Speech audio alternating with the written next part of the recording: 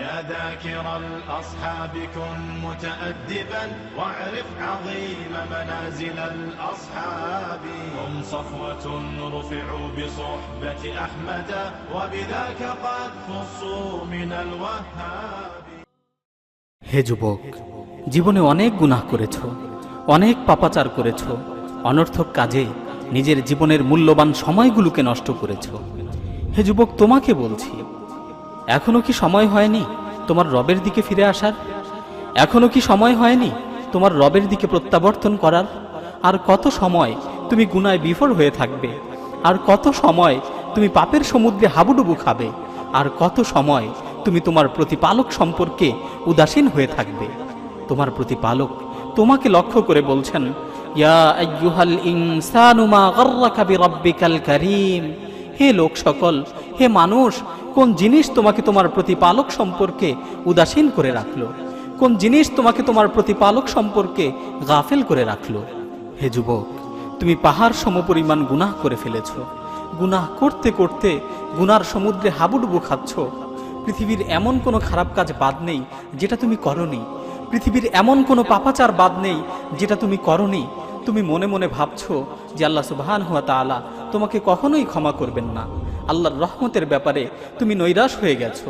কিন্তু জেনে রাখো, আল্লাহ তাআলা তোমাকে লক্ষ্য করে বলছেন, ইয়া ইবাদিয়াল্লাযীনা আসরাফু আলা আনফুসিহিম লা তাকনাতু মির রাহমাতিল্লাহ ইন্নাল্লাহা ইয়াগফিরুয যুনুবা জামিআ ইন্নাহু হুয়াল গফুরুর রহিম। হে আমার বান্দারা, যারা নিজেদের উপর জুলুম করেছো, যারা নিজেদের উপর অবিচার করেছো, যারা নিজেদের ব্যাপারে সীমা লঙ্ঘন করেছো, লা তাকনাতু মির রাহমাতিল্লাহ, তোমরা আল্লাহর রহমতের ব্যাপারে নৈরাশ হয়ে যেও না। তোমরা আল্লাহর রহমতের ব্যাপারে নৈরাশ হয়ে যেও না। ইন্নাল্লাহা ইয়াগফিরুয যুনুবা জামিআ, নিশ্চয়ই আল্লাহ তাআলা তোমাদের সকল গুনাহকে ক্ষমা করে দিবেন।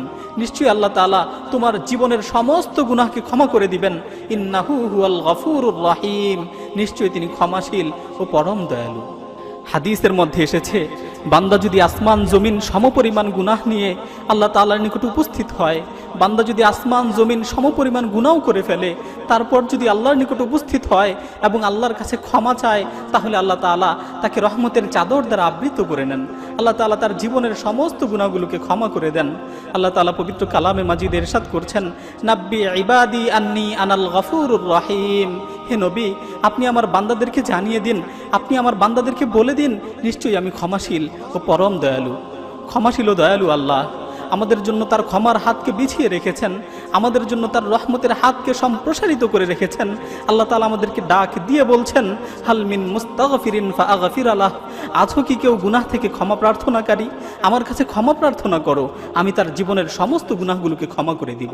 আল্লাহ তাআলা আমাদেরকে ডাকছেন, আমাদের মতো পাপিষ্ঠ বান্দাদের ডাক দিয়ে বলছেন, হাল মিন মুস্তাগফিরিন ফাআগফির লাহ।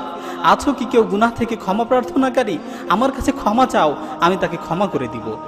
আসুন না একনিষ্ঠতার সাথে আল্লাহর কাছে ক্ষমা চাই। নিজের জীবনের সকল অপরাধের কথা স্মরণ করে দুহাত তুলে আল্লাহ সুবহানাহু ওয়া তাআলার কাছে ফরিয়াদ করে বলি, রব্বানা যালামনা আনফুসানা ওয়া ইল্লাম তাগফির লানা ওয়া তারহামনা লানাকুনান্না মিনাল খাসিরিন। হে আল্লাহ, আমরা নিজেদের উপর জুলুম করেছি।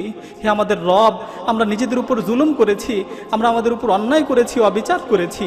আপনি যদি আমাদেরকে ক্ষমা না করেন, আপনি যদি আমাদের উপর দয়া না করেন, তাহলে আমরা ক্ষতিগ্রস্তদের অন্তর্ভুক্ত হয়ে যাব, আমরা ধ্বংস হয়ে যাব, আমরা ক্ষতিগ্রস্তদের অন্তর্ভুক্ত হয়ে যাব। আমরা যদি একনিষ্ঠতার সাথে আল্লাহর কাছে তওবা করি, আল্লাহ তাআলা অবশ্যই আমাদেরকে ক্ষমা করে দিবেন। সুতরাং আসুন না একনিষ্ঠভাবে আল্লাহর কাছে তওবা করি, আল্লাহর কাছে ক্ষমা প্রার্থনা করি। আল্লাহ তাআলা যেন আমাদের তওবাকে কবুল করে আমাদেরকে তাওয়াবিন ও মুতাতাহহিরিনদের মাঝে অন্তর্ভুক্ত করে নেন। আমিন।